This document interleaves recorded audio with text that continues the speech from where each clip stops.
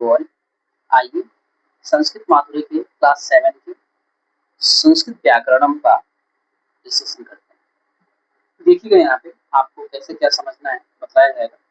संस्कृत वर्णमाला में कौन कौन से स्वर व्यंजन वगैरह होते हैं, उन सभी वर्णों को आपको बताया जाएगा। ठीक है ना।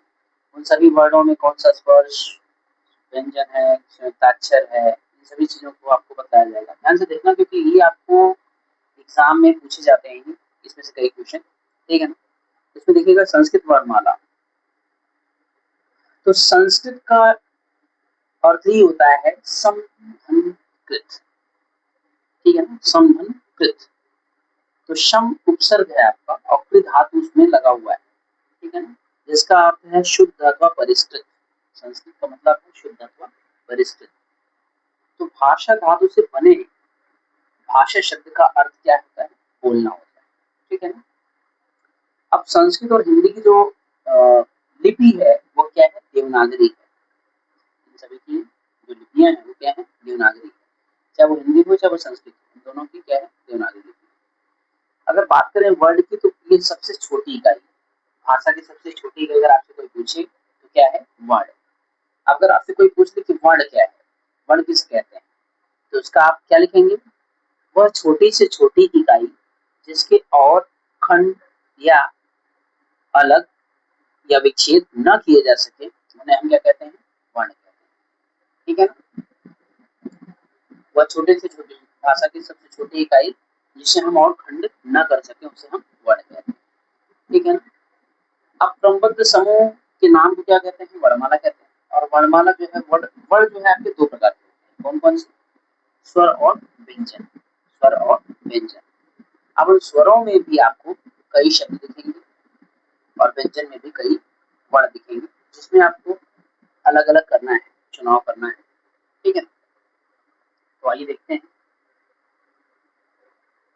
तो सबसे पहले देखिएगा स्वर। तो स्वर संस्कृत अगर आपसे कोई पूछे कि संस्कृत में स्वर कितने हैं, तो आपको रिस्पॉन्स करना है कि संस्कृत में कुल 13 स्वर है। कितने स्वर हैं, 13 स्वर। देखिएगा अ आ इ ई उ ऊ री और बड़ी री, इसको क्या बोलते हैं, बड़ी री। यह आपको अलौकिक संस्कृत में मिलता है।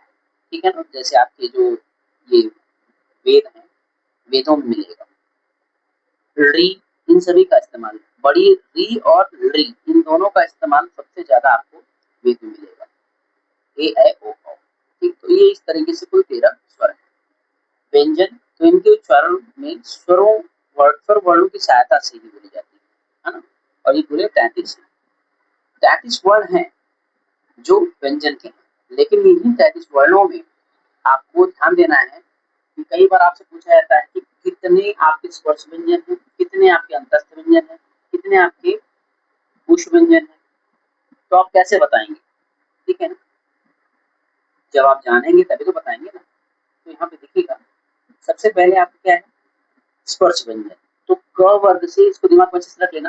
क वर्ग, अगर आपसे पूछे क वर्ग, तो क वर्ग का मतलब होता है क ख ग घ अंगा। ये क वर्ग हो गया। अब क वर्ग का मतलब ये 5 शब्द है, 5 वर्ण है, सॉरी 5 वर्ण। ठीक है ना। च छ ज झ ञ, तो ये च वर्ग है। इनमें 5 वर्ण है। ठीक है ना। ऐसे ट त प, यानी इस तरीके से जो च वर्ग ट वर्ग त वर्ग प वर्ग, तो ये क से लेके प वर्ग तक के जितने भी हैं, यानी 25, 5 5 जा 25, यानी 25 जो वर्ण हैं या फिर क्या है, स्पर्श व्यंजन। कितने, ये पूरे। ठीक है ना।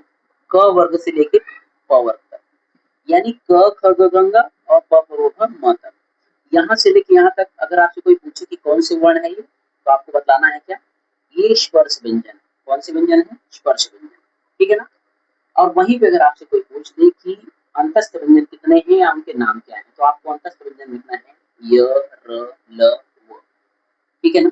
य र ल व, क्योंकि ये क्वेश्चन अक्सर कंपटीशन एग्जाम में भी पूछे जाते हैं कि आपके अंतस्थ व्यंजन कौन कौन से हैं। अब उसमें ऑप्शन दे दिया फ थ ट ल, तो जाहिर सी बात है कि आप कंफ्यूज हो जाएंगे। तो आपको याद रहेगा अगर य र ल व आपके अंतस्थ व्यंजन है, तो आप उसमें आराम से टिक कर सकते हैं। ठीक है ना। तो आपके कौन कौन से अंतस्थ व्यंजन है, य र ल व। ओके। पुष्प व्यंजन कौन कौन से हैं, श श स ह। ठीक है ना। ये आपके उष्ट व्यंजन है, ठीक है ना।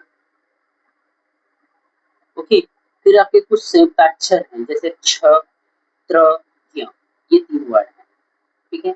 ये भी क्वेश्चन आपसे एग्जामिनेशन में पूछे जाते हैं, कुछ कॉम्पिटिशन एग्जाम में पूछे जाते हैं, और आपको अभी जो आप एग्जाम देंगे, ठीक है, हाफ ईयरली में, तो उसमें पूछे जा सकते हैं, ठीक है ना। तो इन सभी चीज़ों को देख लीजिएगा आप लोग। स्पर्श व्यंजन कौन-कौन से हैं? क वर्ग से लेके प वर्ग तक, ठीक है ना। और अंतःक्ष व्यंजन य, र, ल, व।